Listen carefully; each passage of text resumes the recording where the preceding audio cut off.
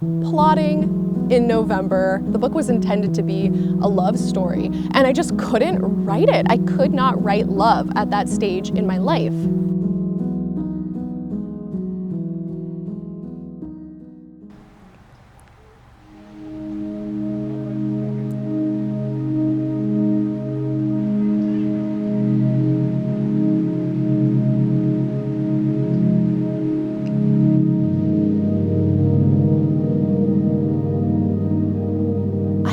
That I'm finally able to wear a hoodie outside without immediately perishing in the heat. It's like the desert heard my plea in my previous video and decided to honor my request for some cooler weather. I just thought I would talk to you guys a little bit about what my plans are for the rest of Preptober and what I will be doing for NaNoWriMo next month. As many of you probably know, NaNoWriMo as an organization has started to go downhill. They've become very problematic over the last couple of years, and a lot of us who have been longtime supporters of the organization are withdrawing that support. I am one of those people, which is actually a significant bummer. My first NaNoWriMo was clear back in 2008, and so I have NaNoWriMo so thoroughly integrated with fall that I cannot disassociate the two. That being said, I need to be realistic because I have not formally or officially participated in the 50K challenge that is NaNoWriMo in literally years. So I don't know what I feel like I'm gonna miss out on because the challenge definitely isn't it. Maybe it's just like the magical energy that accompanies NaNoWriMo. I don't know. I feel like Nano is just a magical time of the year. Actually, now that I think about it, the appeal of NaNoWriMo is not the challenge, and it's not even necessarily the community. I think it's more about giving myself permission to really prioritize my writing for a single month and have that justify my hyperfixation. It also helps me like enforce boundaries around my writing and my writing goals, I think, a little bit, because I'm like, it's Nano. You guys knew that it was gonna be Nano this month. Leave me alone. Anyway, that was kind of a frolic and a detour. That was a little bit of a tangent. What I'm trying to get at is I do have some plans for the rest of Preptober, and I also have developed a goal for what I'm calling Plovember. It's a working title. It's a working title, okay?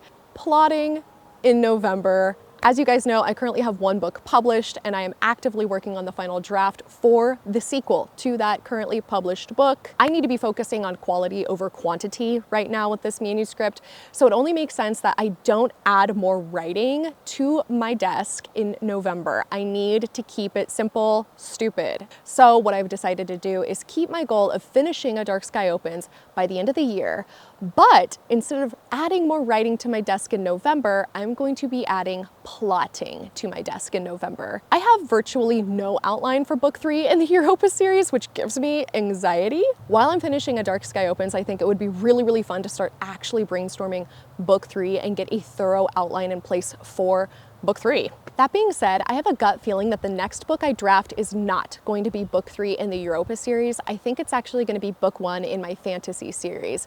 So I really want to outline that one as well. So ultimately, the goal is this. In November, Plovember, I will be outlining book 3 in the Europa series first, while this book and this series is fresh on my mind. Once that is done, I'm going to shift gears and start focusing on re-outlining and familiarizing myself with book 1 in my fantasy series. I think this approach will satisfy that urge that I have to dive into a new story and to write something new after spending so much time in A Dark Sky Opens, while also actually finishing A Dark Sky Opens. If you're in a place where you're not really going to benefit from fast drafting in any way, I encourage you to consider Plovember with me. We can plot our books together. It'll be fun. Are you a plotter or are you a pantser, by the way? I need to know. This is important. I am a weird combination of both, which I think I've discussed in my previous video. I can't remember, to be honest. But I'm definitely a plotter up front, and then I kind of pants through the whole draft. And then by the time I get to the end, I'm like, oh my God, where did the plot go? So then I have to go back and replot things and kind of reverse engineer the plot. Then I've got a plotted and pantsed book. But one thing's for sure, I absolutely cannot go into a new story without having it be thoroughly outlined. So that is the goal. I also get so much anxiety feeling like I'm finishing A Dark Sky Opens and I don't know what happens next. Like I have a few vague ideas, but the overall plot of the next book is I don't know what is going to happen, to be honest. The only way to alleviate that anxiety is to sit down and actually start brainstorming the third book, start getting at least a loose outline in place, and then I sort of get to enjoy that carrot at the end of the stick of focusing on the first book in my fantasy series. I will get into my entire outlining and plotting process probably in a future video. It definitely is something that deserves its own video because it's a lot. That will be fun, because I'm really excited to kind of part ways with The Dark Sky Opens and this entire series for a little while. I love these books, I love this series, it's like incredibly special to me, but it's also just such a dark story, and I'm ready for something that's a little bit more beautiful and whimsical. My fantasy is also quite dark, unfortunately. That's just like the way that I write. I just write dark things, but it's more whimsical, there's more magic, there's more beauty, I think, even though it's dark. God, I can't wait to talk more about my fantasy story, you guys. It is so good. It is so good. Have you ever felt like this is going to be the book that like turns me into a full-time author? That is the way that I feel about my fantasy series. That is the way that I feel about book one in that series specifically. The story idea came to me clear back in 2013, and I've been sort of working on it ever since and just allowing it to percolate in the back of my mind. As I said in my last video, I actually wrote the first book from 3 different character POVs. That is a fact. That's evidence of how insane I am. That being said, I finally found the protagonist and I have to rewrite the whole first book. Haha. Even though the story idea came to me back in 2013, I didn't start to actually work on it until around 2015, and at that point in time I had a lot of complicated feelings about love and relationships. The book was intended to be a love story, and I just couldn't write it. I could not write love at that stage in my life. Now, however, 1,000 years later, I can write about love again. It could fall under a number of different categories, but I think it could fit within the realm of romantasy quite well. And given how popular romantasy is right now, I'm like, am I missing the boat again? Am I doing exactly what I did with my first book, where I'm gonna release this when everyone's like sick of romantasy? I don't know. It's gonna be what it's gonna be. I need to finish the sequel first and foremost. I need to like remind myself that I can even finish a book before I embark upon this huge series, and it is huge.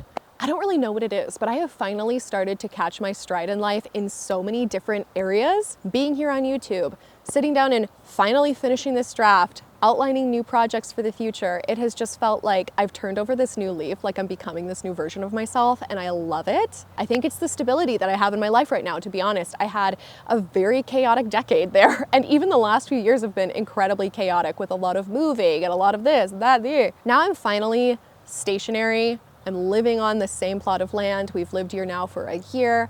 And I just feel like routine is so necessary for me to actually write consistently.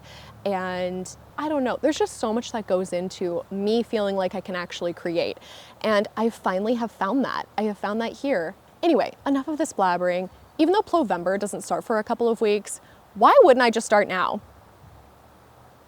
I'm not one who really gives a shit about rules. Technically, I should be starting this next month. I want to start it right now. Look at this beautiful environment I'm in. I have my journal. Like, why wouldn't I bust it out and start doing some brainstorming for book 3 and keep that in mind as I finish Dark Sky Opens?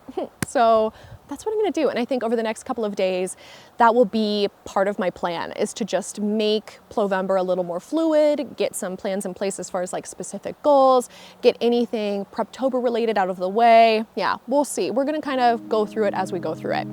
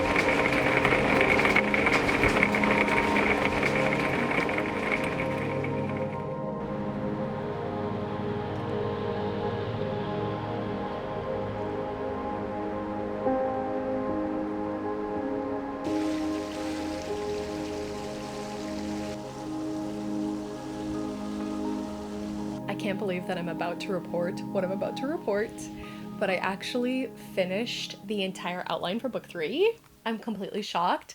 It's all in here. Actually, it was all in here. I think it's absolutely crazy how I thought that I didn't know what was going to happen next. I was absolutely convinced that it was just like this blank space that I couldn't fill. And then I sat down and I started asking myself some questions about what needs to happen next. The entire plot just fell out of my brain. Apparently my subconscious mind has been working on it all along. Like, I'm shocked, but I'm also very relieved. Now, I want to emphasize that I don't use the words outline and plotted interchangeably. I feel, and I actually haven't looked this up, and I probably should. I feel like an outline is just an amalgamation of all of the events that I know need to take place within a certain book. To me, a plotted book is when you have every story beat, every plot point, every pinch point mapped out. That is when you have a more thorough understanding of what the book is going to look like on a scene-by-scene basis, versus an outline, which is just sort of like this overarching understanding of what is generally going to take place. And that is what I need to emphasize I have achieved. I have achieved an outline, but I have not plotted this book. That being said, if you're interested in starting to brainstorm the sequel to a series, I do have a few pointers that may help get the ball rolling.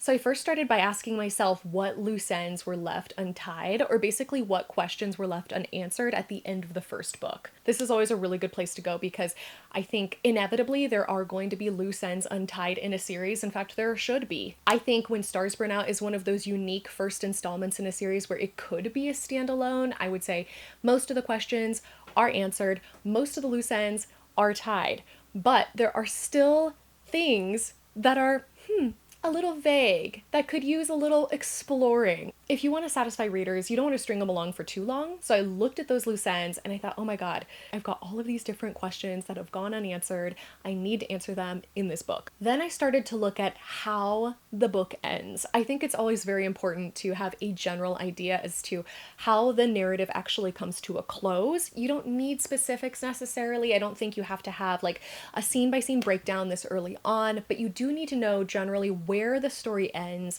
why it ends, and where those characters are left off. And I think that's especially the case if you're working on a sequel that takes place after the first installment, but before the final installment in the series, which is what is taking place for A Dark Sky Opens. Once I started to fill in all of these blank spaces and get a better understanding as to what the whole story was meant to be, like what the moral of the story even was, I think it helps a lot to start with a big picture focus and then slowly narrow your scope.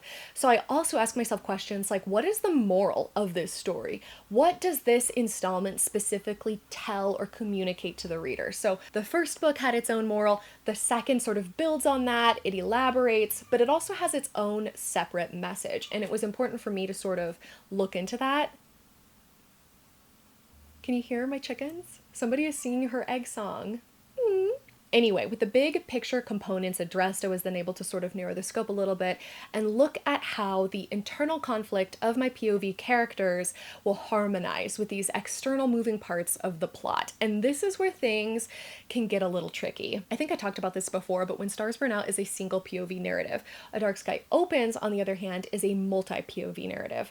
Now, book 3, I cannot yet decide what would be the best approach. This narrative really focuses on the protagonist's like inner turmoil and her inner conflict, her perception of herself, the way that she feels others are perceiving her, the mistakes that she's making, the way that she's trying to correct all of those mistakes. And I think that when you're building a story around a character who's so myopic, it's almost better to just tell it from their point of view. If you start to introduce external POV characters, then they can look back on her objectively, and that kind of corrupts or at least influences the way that the reader looks at the protagonist, rather than having them centered directly in her POV in a way where they can't get any objectivity out of it. So I'm really trying to spend some more time analyzing what I need to be doing with this sequel. Book 2 in the series, which is A Dark Sky Opens, is the book that I'm working on right now, non-negotiably needed to be multi-POV. There were just too many different moving parts, different physical locations that the characters needed to be located in. I needed to make sure that I had a perspective stationed in multiple different places in order to observe the overall mechanics of the plot, and it was necessary, and I think that it's actually worked out quite well. Now I just have to decide if it would be worth it to switch back to single POV for book 3, or if I should carry on with a new cast of different POV characters. And as far as book 3 is concerned, there would be a new batch of POV characters. It wouldn't be the same batch that we had featured in book 2, and that's because of the way that the book ends. Spoilers. I do need to sort of narrow down what the biggest plot twists and reveals are going to be. I think that's also something that can act as a carrot at the end of the stick when you're writing a book, because they're always very exciting to write. I also like to include at least 2, ideally 3 plot twists or reveals at the very end of the book.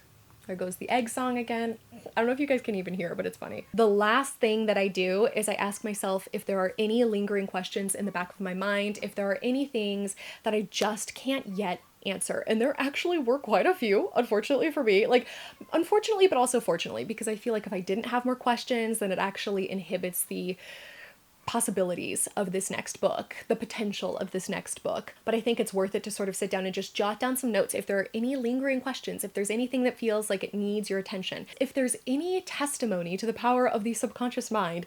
It is the fact that I was convinced I did not know how this book would go, and yet when I sat down to plan it all out, my subconscious brain had it all mapped out already.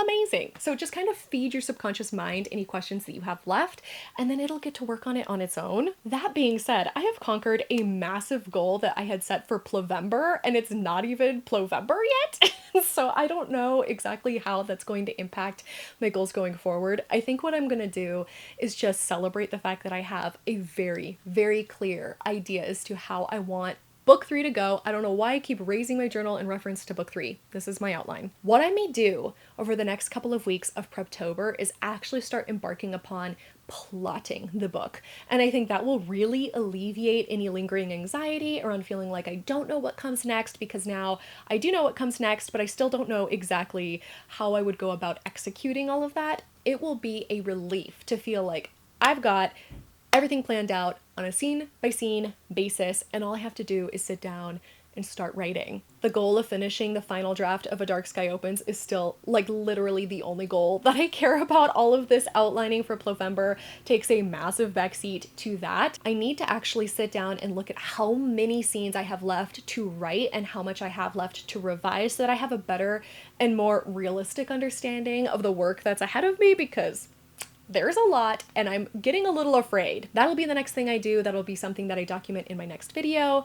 But for now, I am happy with this. I think for Plovember, I will continue to plot out this, meaning book 3, and then continue to obviously chip away at A Dark Sky Opens.